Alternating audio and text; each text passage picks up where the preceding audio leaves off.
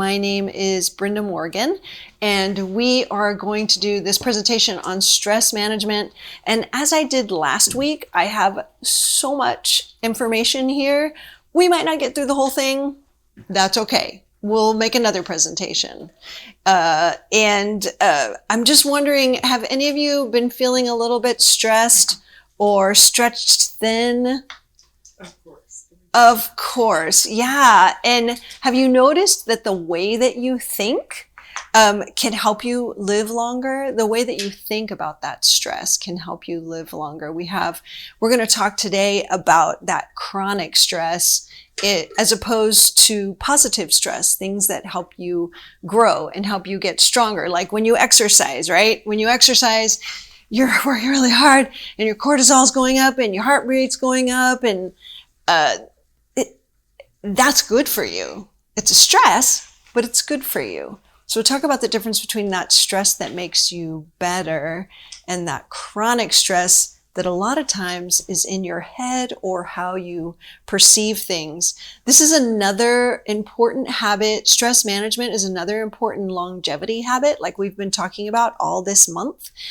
We talked about sleep, and we talked about nutrition and physical activity, and we're going to talk about stress management and some of the science-based reasons, exploring how your mindset and your habits and your purpose, for reflecting on your purpose, can transform stress into strength and slow the aging process. So how you think about these things. And, a lot of the way we've been thinking about our stress, we've been doing it for decades. So it might not change overnight, but I'm going to give you lots of tips to show you, here's some ways that we can start to manage that stress. Just like me teaching this class, right? We have a food demonstration. There's lots of parts and moving things, and I got to get everything. I have to keep the frozen stuff frozen and the hot stuff hot, and make sure the noodles don't get too cooked.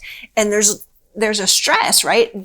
My heart rate's getting up, and I'm excited instead of feeling like about it, like it's something negative. I'm like, I'm excited, and changing my viewpoint to, I get to come and serve you. I get to share my knowledge, which is what I've been working for all my life, right? So why for whatever minute would I go, oh my gosh, this is too much? I mean, we do, right? But then it's also sometimes a badge of honor where we act like we're stressed. I sometimes have to tell my husband, he comes home, every day is so busy. And I'm like, yeah. But I mean, isn't that what you want to do? Isn't that part of your life purpose? How are you perceiving that? So we're going to talk about the positive stress versus the chronic stress. We're going to talk about the latest science in stress and the power of your mind, how you can shift your perspective. One of the books that I'm going to be working a lot from is Alyssa Epple is a PhD. She is at the University of California at San Francisco, and she has written the stress prescription, and she does a lot of science that talks about stress and how you handle it, and actually biologically how it works in your body. And I'm going to tell you a little bit more about that, but how it affects your DNA directly. But she also gives some really good tips. So if anybody wants to read the stress prescription, we're going to talk about it today. This will give you some good tips too, but it's not that big of a book.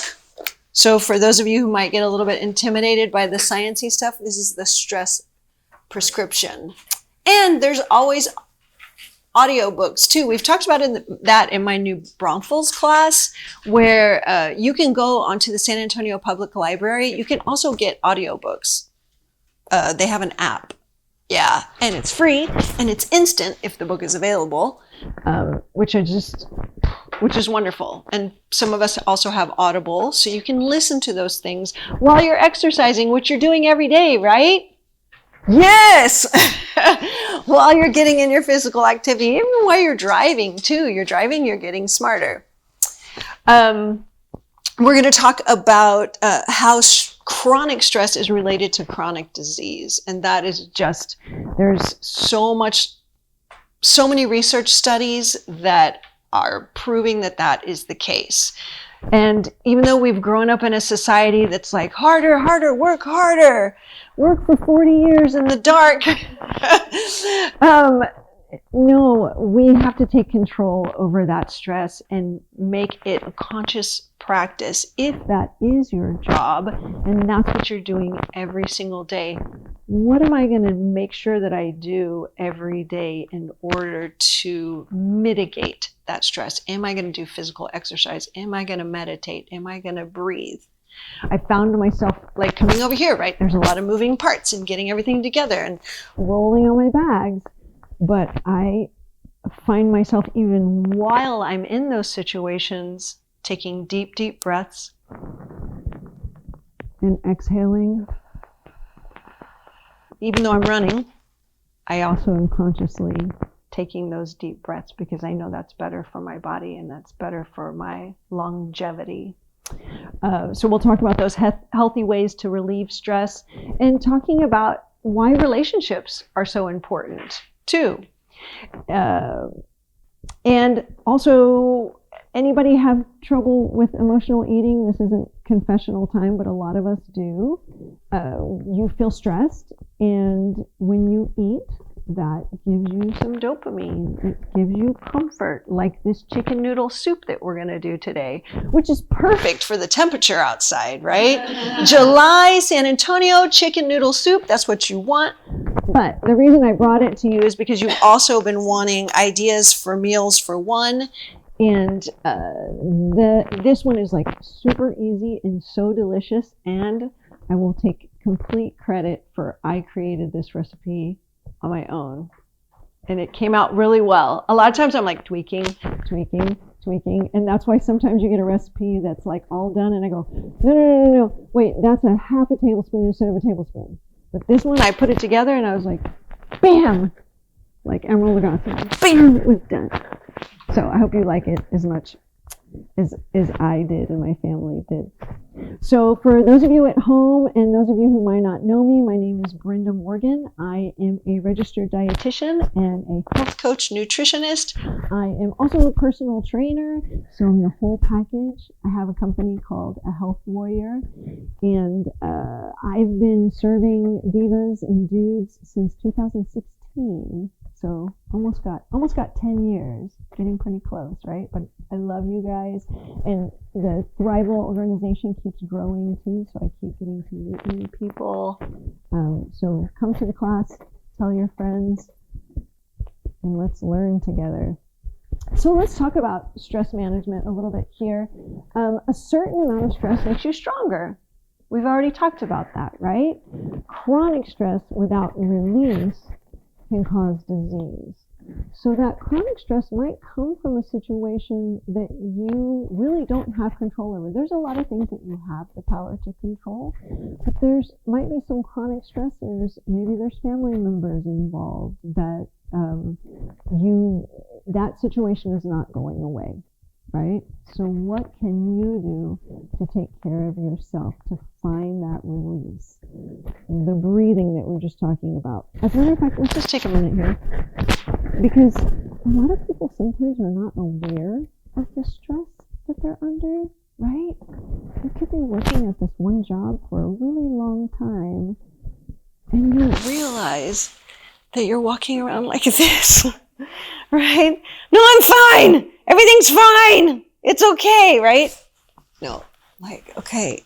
And then, have you ever had that experience where you're going along, and someone touches your shoulders right here, and you didn't realize how tense you were? And you can just do it right now. Also, where do you personally tend to hold this stress in your body? Are you aware? Like some people, like you might be driving like this, right? Maybe your tension's in your hands. Maybe your tension's in your shoulders. Some in their gut, right? And so that's going to affect how well you digest your food too, and how well you absorb your food if you're under all that stress. So we have to make a conscious effort to take care of that. And some of it is in your mind. So one of the things we're going to talk about more, and she talks about in this book, is something might happen. There's a car accident, right? Sorry to wake you up. There's a car accident, right? That thing happened. All right, now we're going to do all we can to clean it up. But your brain keeps playing it over and over and over again. So you keep feeding yourself that negative situation over, or somebody said something to you, or somebody looked at you the wrong way, and then you're trying to figure out, was that me, or was that her, or was that him? And what, or do we just let it go and say, you know what, right now, right here, I am safe. Right here, right now, I'm with my community. I'm giving back. We're giving. We're receiving. You're giving me eye contact, so we're getting feel-good hormones, chemicals, neurotransmitters that are happening. So if I make myself present, mindfulness. Have you heard of mindfulness? I'm sure you have. Mindfulness. Then my stress can start to disseminate. That situation, chronic or an instant, might still be there. That's okay. But right here, right now, I am safe. And that's your mindset. And sometimes we have to practice that too. So I would even, as I was telling you about drinking enough water, about setting a timer, I actually have just made mine one and the same. I'm drinking water and I am taking a minute to go, am I present? Am I mindful of where I am right now? So then I begin to associate drinking water with being mindful, with being present. And I've seen a lot of you, as we've been talking about this, your shoulders are starting to relax and you've centered yourself in your chairs and you're starting to go, yeah, I'm here right now. So hopefully you can take this with you every single day. Take your slides with you, set a reminder, and do this more often, bringing awareness. So some of the other things that we talk about all the time, just going to go over really fast for stress management. Make sure that you're eating well too, because a little bit too much caffeine or some overly processed foods, we always have to talk about nutrition because that's my jam, right? All those things, they're causing you stress. They're causing stress in the body. So, right, stress in the body causes stress in the mind. Stress in the mind causes stress in the body too. So we want to mitigate those things as much as you can. Take a break. Someone please tell me how to do that. I'm working on it. I need help from you too. I'm here to help you, but I need you to help me. Go for a walk. Go for a walk. Yes. In the middle of whatever your preparation is. Yeah. Yeah. That's right. Go for a walk. Even just sitting outside and just relaxing and enjoying the nature. Go outside and relax and enjoy the nature. Use your eyes, right? Again, I'm safe right here. It's mindfulness again. When you go outside, you're hearing birds or cars or whatever, just the air circulating around you. And you see trees and you see grass. Super important. Actually, I was just listening to another researcher, doctor, that was talking about how important going outside is, and that's one of the presentations I'm going to give in New Braunfels. So if anyone wants to drive out to New Braunfels on Saturdays at 11:30 a.m., I will be there. Well, I'm there every other weekend. But taking time for hobbies and breathing and exercising, those are all some ideas, and you have them on your slides. But I just wanted to get to this stress prescription. Alyssa Epple, as I was telling you guys in the beginning, she is a distinguished health psychologist and professor in the Department of Psychiatry and Behavioral Studies Sciences at University of California, San Francisco. And she serves as vice chair and directs the Aging and Metabolism and Emotions Center. And again, if you are not much of a book reader, go on YouTube, look up Alyssa Epple. Did I write her name there? I did not, but it's on the slides and it's on the book. And it's right here, ELISSAEPEL. You can listen to some of the podcasts that she's on and still get those same benefits if you just only have an hour that you want to invest into that. But she gives a prescription, a 7-day prescription that's just kind of a formulary of embrace the uncertainty, right? Life is going to be uncertain, and that's a lot of where our stress comes from. We don't know what's going to happen next, right? But that's okay. Are we going to get stronger from that thing? Embracing the uncertainty and letting go of that need for control. Because do we actually have control over anything? The illusion of control, right? But we wake up every morning and try again. But let it go. It's okay. On day 2, or the second tip that she gives, is don't believe everything that you think, right? Sometimes we have to stop ourselves and say, am I thinking negatively or thinking positively? What if, like a lot of us are thinking, what if this goes wrong? What if this goes wrong? And an easy way to fix that is, what if this goes right? What if this is the best thing? If you could just always ask yourself, as you're driving to that thing or as you're having that situation, what if this is the best thing? What if I meet somebody new? What if, I don't know, any good thing that could happen? We don't know. The uncertainty is the best part of it. Step out of time. Make some sanctuaries for yourself, some time sanctuaries, and practice that deep rest. So we talked about this last week, making sure that you get enough sleep. But even if you're not getting enough sleep, or even if you're still working on your sleep habits and maybe it might take a while, that's okay. Don't let yourself get stressed out about it. There are other tools. You can practice, as we talked about, some non-sleep deep rest, that yoga nidra that we talked about. It's amazing. And even if it doesn't mess up your night sleep, some people take naps or do some breath work like we were talking about. Savor some of the daily joys. Can you share with me something that you savor every single day? Is there anything that you inhale and you go, yes? Small. Your plans? Your plants! Oh, thank you. Yes, plants. How wonderful is that? And you see how beautiful they are and how they keep, I think plants are so inspirational because they keep growing. And even if a little part of them dies off, then something else comes back. Or Home Depot for new plants is right around the corner. So if it dies, we go buy another one. I love that positive outlook. Oh, yeah. Yes, for sure, for You sure. want water now or you want water later? It's like, okay, talk to me. Right, exactly. They talk to you. They tell you, I'm wilting Thirsty. or I need more. And every plant's different. See, we could go on this for the rest of the hour. Exactly. Every plant is different, right? You've got some plants that need water like once every 2 weeks, and some plants need it every day, and it depends on the season. What other, share with me, what are you talking about? My dog. Your dogs, yes. Oh, it's so beautiful, right? With the husband and the children, and you're like, you're the best person in this house. The dogs. Oh, thank you for being unconditionally loving.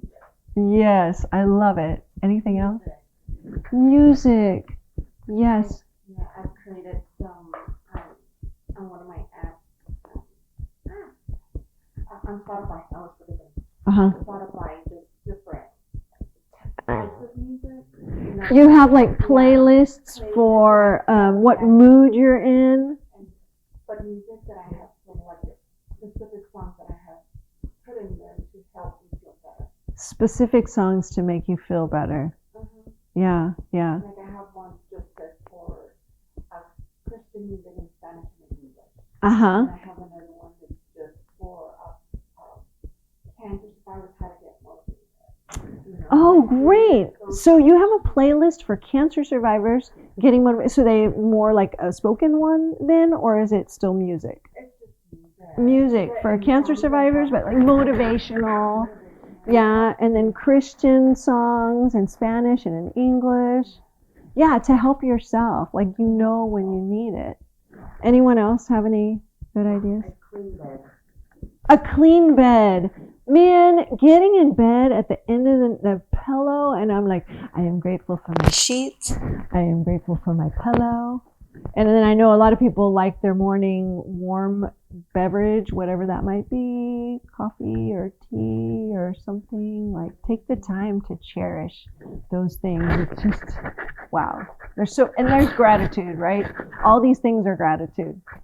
And then also choose your purpose. Anchor yourself to what matters most to you. And actually in New Braunfels, sorry, I keep teasing you if you can't get out there. In New Braunfels, the 9th, I'm going to be talking about life purpose and relationships. But you're going to get a little bit of it here today, actually, because I'm using some of the same slides, because this is really good stuff. Oh, I just have to tell you, I know this is a lot of words on here. This is just so I could remember some of the details. There's another scientist who's been working for more than 30 years, Ellen Langer. She is known as the mother of mindfulness, and she did an experiment in, I think it was 1979, but the experiment, she took 70, 80-year-old men and she immersed them for a week in a retreat, recreating life as it was 20 years earlier.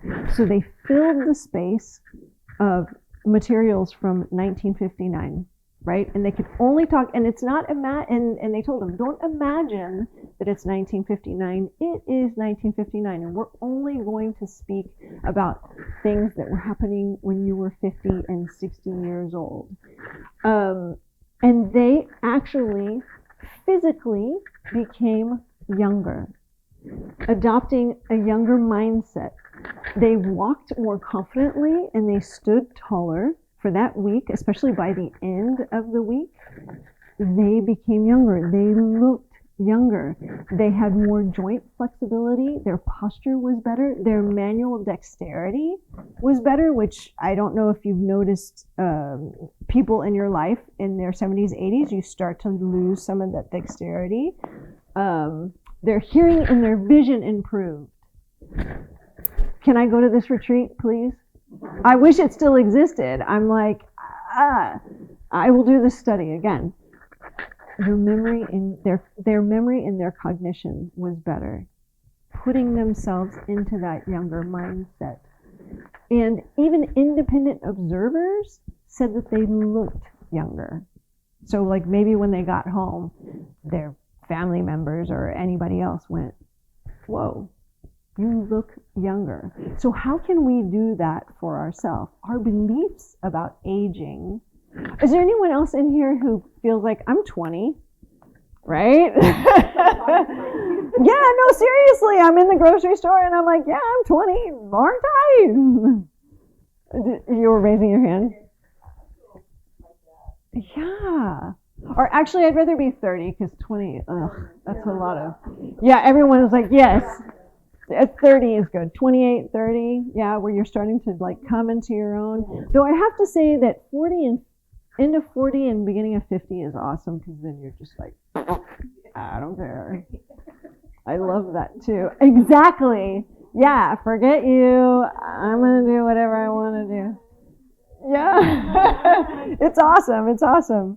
But see, there's the mindset part of it, is finding what is great about whatever life stage you're in, right?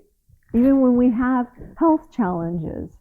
One of the things that Alyssa Epple does a lot of research on, and that is also in this other book, this is Alyssa Epple also, this is the telomere effect. So I'm not going to spend too much time on the science-y part of it, but I just want to kind of give you an idea of how your body is actually being affected by stress or not having stress, by positive stress versus chronic stress.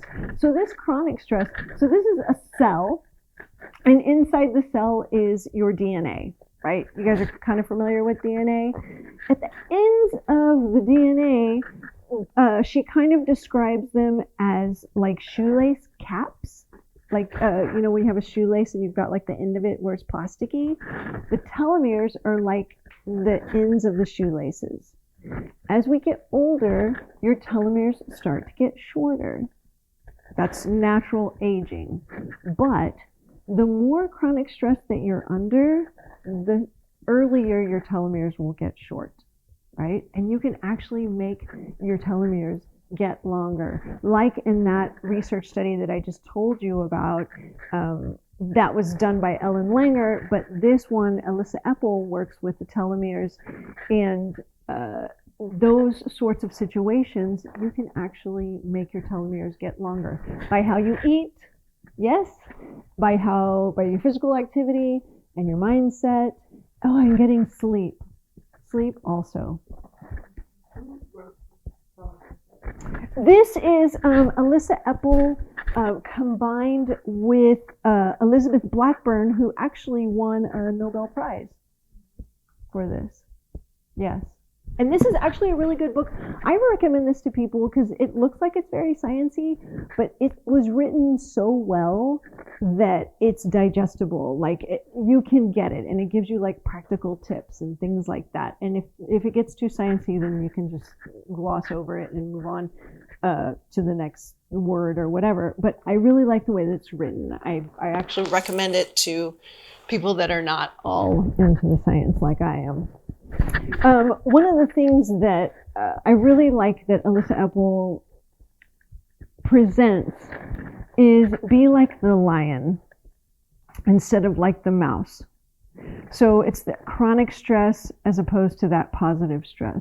So what happens is the mouse is like this all the time. You know, some people are like this, right? They're always like this. They're hyper aware all the time. And then they're constantly alert, and they're hypervigilant, and they're anxious, and everything's like this all the time. And I think that there are people that actually sleep like this. I'm like, they can't sleep, right? The lion, he's gonna have to run for his for his food, right? So he's gonna get amped up. He's gonna go. He's gonna get his prey, and then he's gonna relax. And we don't do enough of that. We stay like the mouse too much, or we stay like the antelope who's always afraid that the lion is coming. But we can go and get what we need to get and then come back and relax, and always coming back to that place of relaxation. And even if you can't physically do it, like as I'm running up and down the halls and getting everything organized for you guys, I can mentally say, I'm the lion. So be the lion. How can you be the lion? You can respond to things more than react, right? You know the difference? Responding is more like taking a moment to say, so if someone cuts you off, right? If you could take a deep breath, cuts you off in traffic. If you can take a deep breath and go, wow, they must really be in a hurry. Maybe you can put some compassion behind that. Or you can just react. The minute they cut you off, darn it! You know? But who is that serving? Which I tell sometimes the people that are driving in my car. I'm like, he can't hear you. It's only poisoning everybody in this car. So, I mean, take a deep breath, right? Maybe that person has something, and what does it have to do with you anyway, right? I am going to keep my peace, my bubble of peace. Pause and be centered. Short bursts of stress, we still want to work out. We still want to have things that are going to challenge you, that are going to make you better, right? So I come and I teach these classes, and I'm getting better because I'm learning from you, and all the preparation that I put into this, I'm also getting better so that I can serve you better. Whatever you had to do to get here this morning, right? You had to get dressed, you had to get up out of bed, you had to get the things and get in the car and do the things. But you're here now, and you're getting better because of it. So sometimes you can change your mind by changing your body. If your mind is like that, I'm going to change my body. I'm going to get back into my body, and I'm going to realize I'm going to let my body speak to my mind. You can do it either way. So stress isn't always bad. It's how you perceive it. You can reframe that stress as energy for action. So are we afraid? Are we anxious? Or are we excited? Are we excited? How do you want to see it? You can be excited. It's only just a change of a word. It's the same sensation in your body. One's positive, one might be a little more negative. Using that physical activity to release the stress, as you talked about, taking a walk. Use that physical activity. And in that Ellen Langer's research, how we think about stress also changes the effects on the body. Oh, we're to the food part of it. Anybody gain weight because of stress? Stress eating, binge eating, just to make, now that is complete. I have a whole other presentation on that. So I gave it a couple of years ago here to the Divas. But if you want me to bring it back, I feel like it's very, very useful. Also, oh, her name is escaping me. I'll think of it later. But it's okay. Emotional eating is okay in the sense of that when you were a baby, your mother comforted you with food, right? Some of it was holding, but some of it was feeding, and some of it was sleep. It is one aspect. So if it becomes a problem because then that is the only way that you know how to cope with your stress, that's when we need to evaluate it, right? And it could be a journey because it could be something that's been going on for you for decades. And sometimes you have to stop and go, why am I eating? Am I actually hungry? Or am I trying to self-soothe? And how else can I self-soothe? By going out to take a walk, by doing a puzzle, by calling a friend. When we have that chronic stress, it releases cortisol in our body, which makes us store fat. And that storage of fat is going to give us more hormones that are going to make us want to eat more.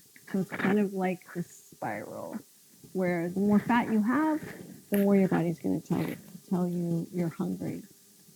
And it's normal for these stress hormones to trigger cravings for sugar and fat and processed foods. So we have to kind of be a little bit stronger and say, okay, and also be kind to ourselves when we do give in to the ice cream or whatever your thing is, French fries, whatever you like. Be kind to yourself and just know, okay, what else can I do? Just take that time. And I actually keep a list of things for myself because sometimes in the moment, it's like, okay, what else do I like to do? What else can I do that's going to make me feel better? Maybe it's watching a show. Maybe it's, does anyone else do those coloring books? Yeah, maybe that's a thing for you. I don't know. Find a list. I have actually like 2 pages of things. Maybe you get a manicure. Maybe you get a pedicure. Maybe it's just something little, writing with a colored pen instead of a, find what gives you a little thrill. So knowing the difference between that mindless eating and that mindful nourishment, and also making sure that when you do eat, that you're paying attention, right? Enjoy that stuff that you have right there in front of you. So it's not just willpower that's going to help you to maybe eat a little bit less or maybe make better choices. It's also finding that resilience, that it's won't power. Tell me about that. I won't do that. Yeah. Or finding a substitute, actually. So what you're saying about won't power, because sometimes if you just say, I'm not going to do that, that's like, don't.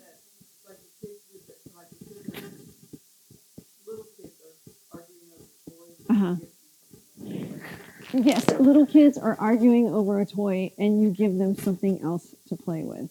Yeah, that's a great example.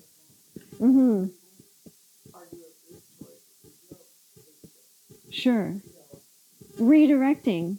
Exactly. Yeah, and actually, I like the way you said that about children too. Is that there's a child still in us. There's the little girl that needs comforting, or she needs whatever she wants, or she wants whatever she wants. Acknowledging that little girl or that little boy and saying, I hear you, just acknowledging them, right? Sometimes with a child and also with ourselves, when we go, you know what, I hear that you're feeling that way and I see that you're feeling that way. Let's talk about this. Maybe this is going to benefit, not like a little kid's going to be as rational, but sometimes they are. You might get some that will say, that you can say to them, what's going to serve me in the long run? We're older now. So in the long run, what's going to serve us? I like that won't power. But let's find a substitute too, because sometimes that won't power might be, don't look at that elephant. Don't think about an elephant. What else are you going to think about, right? But if you say, think about a penguin, then let's find a substitute. Distract ourselves. So I just wanted to put a little bit more emphasis on stress and disease, all of the lots and lots of scientific literature. These are just a few things, but that chronic stress, cardiovascular disease, cancer, diabetes, depression, it's going to make you older. Have you noticed? Have you ever looked in the mirror, like when you're going through a lot of stress? Does your face look different? Maybe some of us, maybe not others. But then you're getting good. Well, and two, the stress might be not letting you sleep well. So then also you're going to look a little bit older. But it's going to accelerate the aging on the outside and on the inside.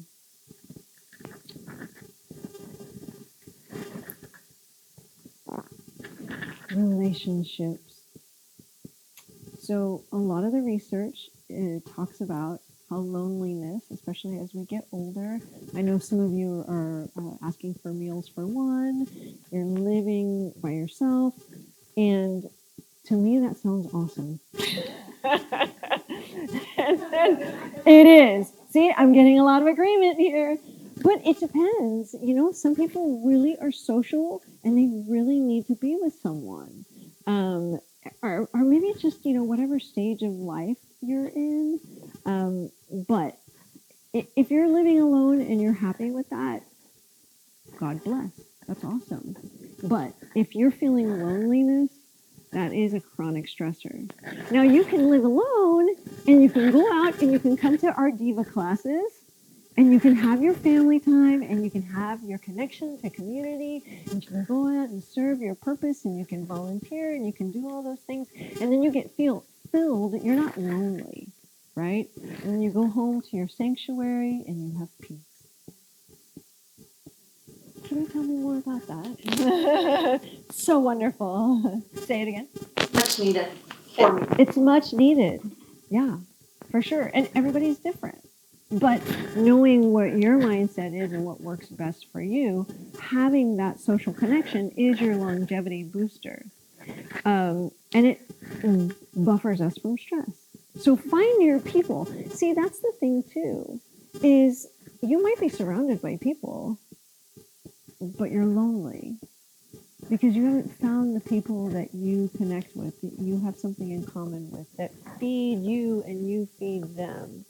I would say this all the time. I used to teach fitness classes for Diva, for a Thrive Well also. And I would be teaching fitness. It's Nia, so it's kind of a dance class, and I'm like up at the front, and they're behind me, and we're together, and we're moving together. And I would just all of a sudden ask any of them. I would be like, I love you guys so much. Because I would just get filled with, whoa, we are together and we are one and we are connected. It's just like I get fed just as well. And that's what I get here too. I don't get to express that as much because there's a camera and I have a script, right? But I could tell you right now, I love seeing your eyes and I feel so Like when I'm done, I feel like I'm taller. I feel like I've served a purpose. Like, yay, this is what I'm doing. I'm finding my people. I'm connecting. We've talked a lot about healthy ways to relieve that stress. Knowing your why. Why do you get up in the morning? And I mean, it may be different too. Like when you got up, when you were in your 20s, you got up for a different reason. When you're in your 30s, when you have kids, you get up because you have to. When you're married, whatever your purpose is, when you're in the workforce and you're going out every day, and now, even if you're retired, you still have a purpose. Do you still have a purpose? And your purpose can be just to be here today, right? Your energy is serving all of us.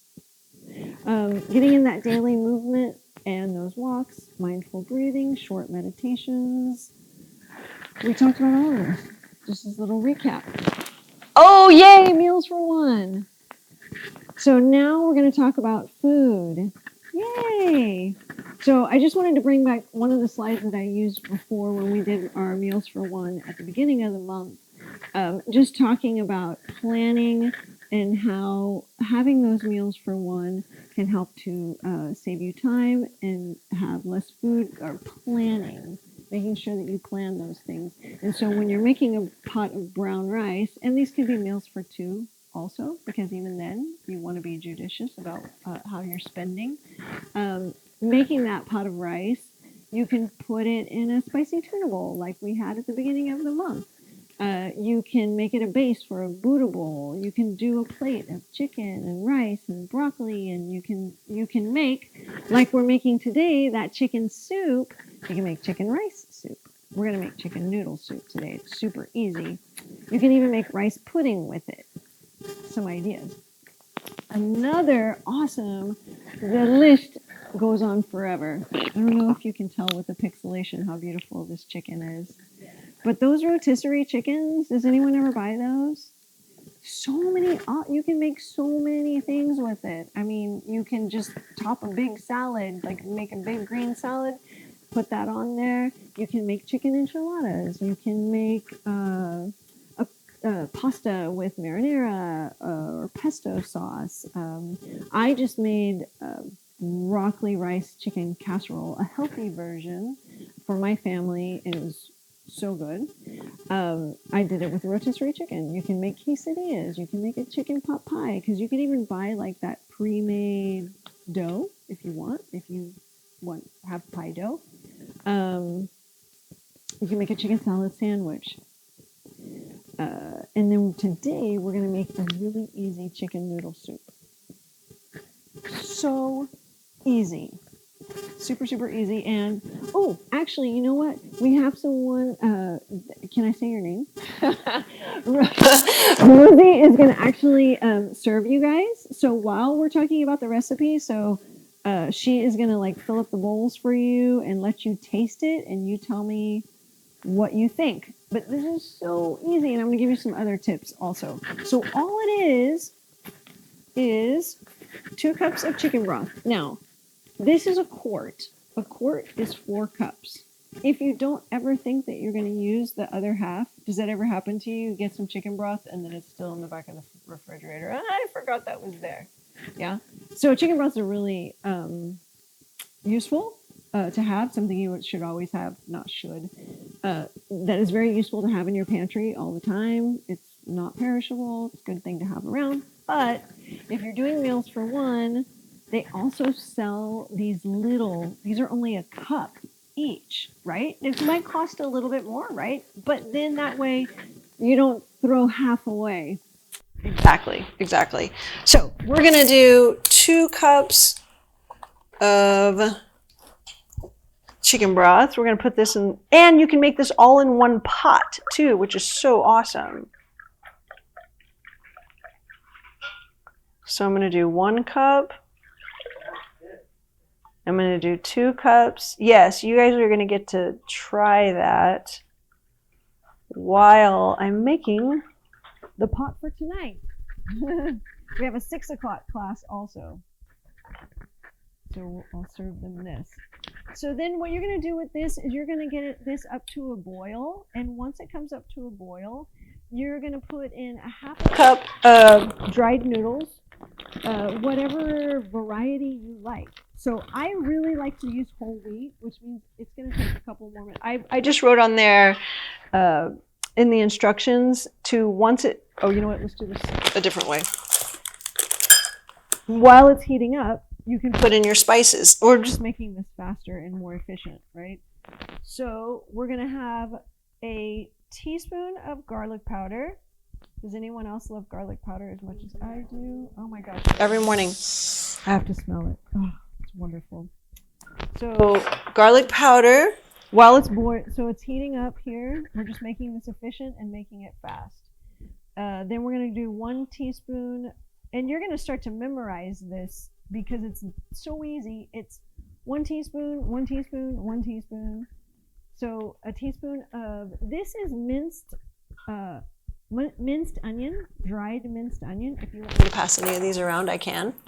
And then we're going to use dried parsley, another teaspoon, just a teaspoon. And you know what? Some people like parsley, don't like parsley. Make this how you like. Oh, thank you. Dried parsley, and then I just put in like a dash of thyme, but you can do more thyme if you want to. It doesn't, thyme is pretty powerful, so you might, do you like it? Yay, is it warm enough? Okay, good. I was like always experimenting with the Instapot. I'm like, what's the perfect temperature to not overcook the noodles but still make it warm for you guys? And since they're in paper bowls, it'll cool down pretty fast. So I'm just going to use a dash of thyme. And then, so once this becomes to a boil, then I'm going to do a half a cup of noodles. I like to use the whole wheat pasta. Yeah, what was your question? If this, what this is, yeah, so this is the whole wheat pasta, but you can get whatever shape you want. I like the fusilli, the spirals. I just like that for mouthfeel, but it does take a little bit longer to cook. But that's fine. I'm getting this to a rolling boil. Once I get it to a rolling boil, I'm going to do a half a cup of pasta, whatever pasta you like. And then, because I always want you to get more vegetables and more fiber. Now remember, this is for one. I want you to have an entire cup of mixed vegetables. And having frozen mixed vegetables in your freezer at all times is such a great hack, right? So whatever you like. So we actually at Costco buy the big frozen bags of mixed vegetables. We often have the edamame and the broccoli. We always have lots and lots of broccoli in our freezer, but they have other things too. But we're going to use an entire cup of mixed vegetables. And how do you like that? Do you like that mouthfeel with everything is good? You end up with not as much broth, but you end up with a lot of food, right? A really good meal. And if you look at the bottom of the recipe, you see that it's only 318 calories. Yeah. 5 grams of fiber, almost 6 grams of fiber, 26 grams of protein. So this whole meal ends up fitting perfectly into, like, I like to put it in like do you have like those mugs, like those latte mugs or soup mugs that have like the handles on the side? So perfect. And you go and you sit down and you relieve your stress with oh, Ivory got some. Good. I wanted to make sure everybody got some. So on the chicken part of it, if you've got that rotisserie chicken and you want to use some leftover chicken, it's perfect. But even easier, I just use the canned chicken. I think the quality is really good. In the canned chicken breast, And two, while you're doing it, so this one hasn't been opened yet, so it's going to have a lot of juice in it. Don't throw it away. It's chicken broth. That one is canned chicken. It is. Yeah, it's really good, right? Because when I first I told my son, and I was like, oh, I've got some, for some reason, like we didn't have like any good protein source or whatever. I need to go to the grocery store. And I was like, I have canned chicken. And he was like, eh. And I go, no, it's actually really good. And now that they're eating it, they sometimes prefer it, depending on what we have available. What were you going to ask? I've never had. You've never had canned chicken before? I don't Yeah. know, my daughter, that I know of. Right, that you know. Sure. Yeah, I mean, at a restaurant or something like that. My daughter-in-law is also a registered dietitian. Uh-huh. And when her kids were little, she'd make chicken salad with the canned chicken. It's so I good. was so surprised. Yes, chicken salad with the canned chicken. So I'm going to open it just a little bit, and then I'm going to pour this in here because it's chicken broth. We don't need to throw it out. But you like the consistency. So you just asked about the salt. That's so funny. When I was driving here, I was thinking, yes, this is going to have more salt in it. Okay, but you don't have to add salt. So on the chicken broth, you can get the low sodium chicken broth. And then, I mean, if salt is really an issue for you, then maybe you don't pour it in, but you're not adding any salt either. So, I mean, you kind of have to let's look at this just for fun. So, sodium, no. Okay, so for there's 4 servings. Okay, so this entire can has about 1,200 milligrams of sodium. That is kind of high, but we're not going to use all of this. Though you're right, though, a lot of it would have come out in the liquid part of it, a lot of that sodium, but it would also stick to the fat, or the little bit of fat that's in here. Where do you typically find that? So this I get at HEB. This is Sweet Sue is the brand on this one, but HEB also has a brand. No, Swanson has one too.